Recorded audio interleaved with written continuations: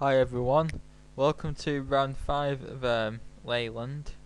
By the way, this is 6 rounds. I mean, most conquests are 5 rounds, but this is 6 because it was a bank holiday Monday, and this was the morning game on the bank holiday Monday. And I was white against an opponent called Stuart Ridgway, who has an ECF of 118. But my verdi's been over 160 old grade in the past, but that's the past. I live in the present, and I was expecting to win this. Now surely I can win this. Anyway, I was white and opened with d4, after which came the Benko gambit. I declined it and he played a d6 line, and after knight c3, I could actually have gone e4 straight away because if he takes then he loses a piece. But I chose knight c3 because I'm going to play that move anyway. Knight bd7, e4, knight takes b6, knight f3, knight fd7, bit passive, and b3. I want to fianchetto on the long diagonal and try and like cancel out black's fianchetto on that diagonal. Because in the Benko you fianchetto the bishop on long diagonal, usually. a4 looks a bit better though.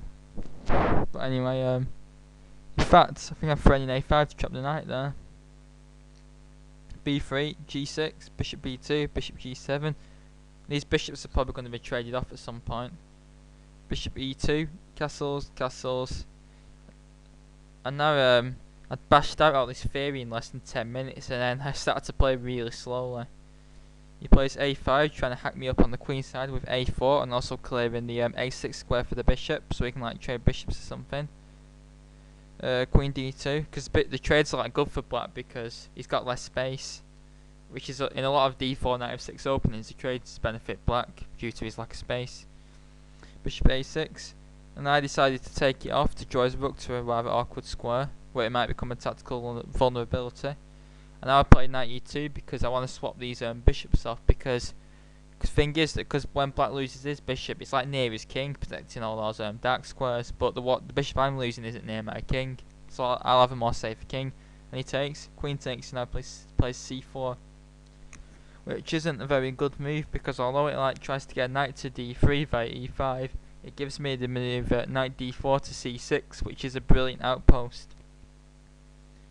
Maybe better was a4, which would like give me a weak pawn on the queen side, because in the Benko you try and hack quite up on the queen side. I take advantage of the inaccuracy c4 by immediately putting an f knight there. Now he plays knight e5. And here I should have just let him come into d3. I went knight c1, horrible passive move. I should have just gone f4, let him come into d3 and then move my queen. And I'm coming into c6 and I've got very strong pressure on c4 and the advantage. Because if c4 can be undermined then that knight is like almost trapped. Well, I can come back to c5 but then it's further away from the action. I play the passive move and he goes queen c8. Which isn't a brilliant move as well because it like the e7 pawn line if it gets taken it's fox, king and queen, and it's also unprotected, whereas on c7 it's protected, so that would have been better. Now I play f4 kicking the knight, and it should have gone knight g4, knight c6, rook e8, h3, knight f6 and queen d4, and white's got the advantage here, but it's not anything special to be honest. But after this Zwischenzug c3, although it looks like a dangerous passed pawn, it actually, because this pawn is likely to be lost, it's too far advanced, it's overextended. I played queen e2, which looks quite good, putting some pressure on the rook, but queen c2 is a lot better. After say knight ed7 and rook f3, just winning the pawn. If he tries to defend it, then I just play knight e2 to take c3, and white's going to be a pawn over the better position. But I put the queen on e2 instead. And he plays knight ed7, knight g4 looks a bit more active, say knight c6, rook e8 and rook f3. But he goes back to d7 and I play knight c6, coming into that square and threatening knight takes e7 check, winning the queen, so he defends it. And now I play rook f3, which is a strong rook cliff which prepares maybe rook h3 and queen f2 to h4, but also attacks a pawn which can't be defended. So he has to try and get some counterplay, otherwise it's just going to be a pawn down for nothing. And I was very happy at this point, and he plays e6, trying to rip open some lines and take advantage of my queen being lined up against his rook. I take the pawn, and now he plays queen a8. And now I've got to be careful here. I play the best move, which is to take the pawn. He takes for the rook, which I was surprised at, giving him a very weak pawn on d6, but it's the best move. F takes e6 gives him really weak hanging pawns, and I could play knight d4, knight c5, and now rook e3 with a strong advantage to white.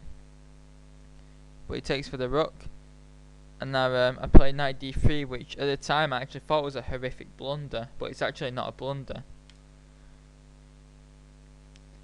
F5 I think is a good move here. He shouldn't take, because he'd open the king up. Say g takes f5, queen h5, f takes e4, and knight e2. And all of a sudden I'm down the pawn, but black's king is so weak, and knight f4 with tempos coming, and rook g3 checking. Black's in serious trouble because all his pieces are on queenside. But after rook e8, I could go queen b5, and white's is a pawn up here, and black hasn't got enough.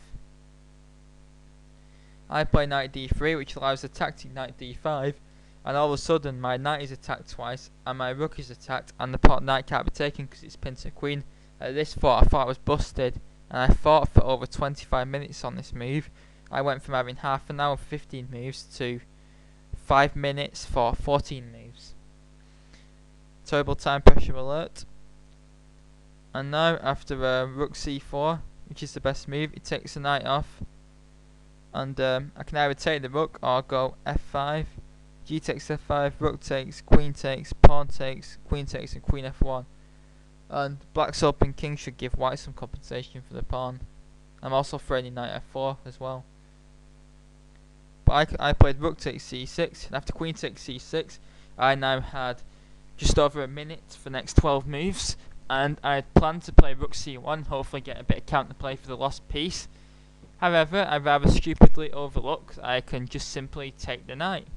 The pawn isn't always pinned. I'm now attacking black's queen, and I missed that. Say queen takes d5, queen f1, queen d4 check, king h1, and knight f6. Black's now got the better position all of a sudden, and has won the pawn back, which does mean knight d3 was a mistake, but at least I won't be completely busted like in the game. Ugh!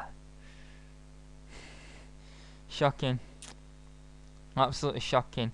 And now you just have to like move almost instantly every move. So he plays queen b6 check, king h1, and queen d4, and now he's a piece up with the better position as well. Shocking this.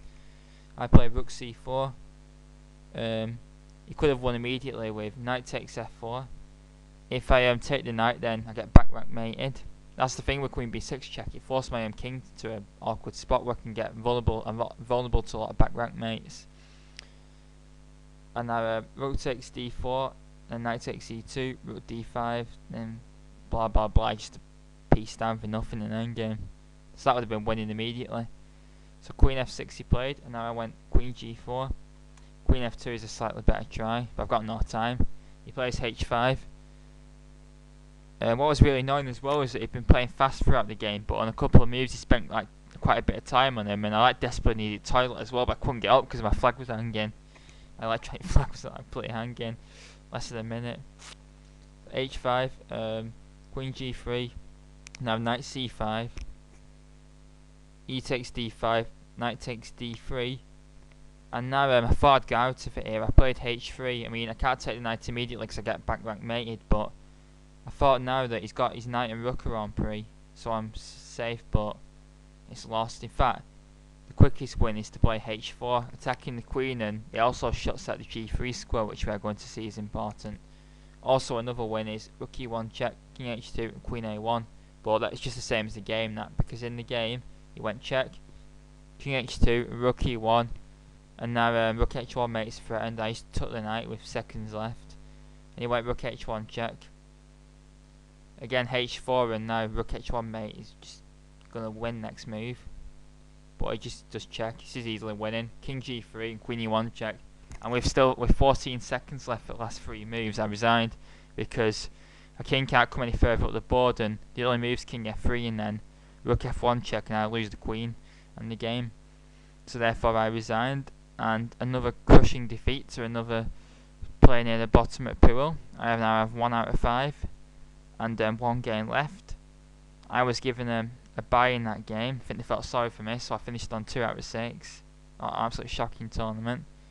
And but I did play a friendly against someone from the Open, which I will do a video of later today. But again, another game where I just missed key stuff, blundered, got in time pressure. Story tournament, to be honest. Anyway, I hope you enjoyed this video. Please leave any comments and thoughts. Thanks very much.